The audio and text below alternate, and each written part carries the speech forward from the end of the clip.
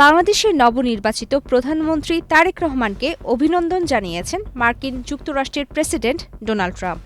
White house থেকে পাঠানো এক আনুষ্ঠানিক বার্তায় তিনি এই অভিনন্দন জানান।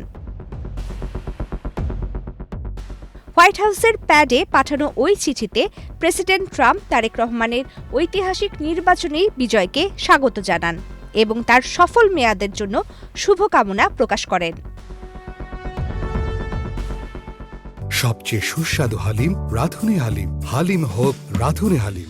চিঠিতে বলা হয়, যুক্তরাষ্ট্র ও বাংলাদেশের অংশীদারিত্ব, পারস্পরিক সম্মান এবং একটি মুক্ত ও উন্মুক্ত ইন্দো প্যাসিফিক অঞ্চলে শক্তিশালী ও সার্বভৌম রাষ্ট্রগুলোর সমৃদ্ধি নিশ্চিত করার যৌথ স্বার্থের ভিত্তিতে গড়ে উঠেছে। নবনির্বাচিত প্রধানমন্ত্রীর নেতৃত্বে দুই দেশের বাণিজ্যিক সম্পর্ক আরও এগিয়ে যাবে বলে আশা প্রকাশ করা হয়।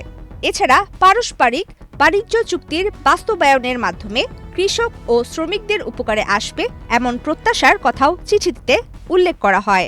পাশাপাশি নিয়মিত প্রতিরক্ষা চুক্তিসমূহ সম্পন্ন করে বাংলাদেশের সামরিক বাহিনীর জন্য উচ্চমানের আমেরিকান সরঞ্জামে প্রবেশাধিকার নিশ্চিত করার বিষয়েও গুরুত্ব আরোপ করা হয়।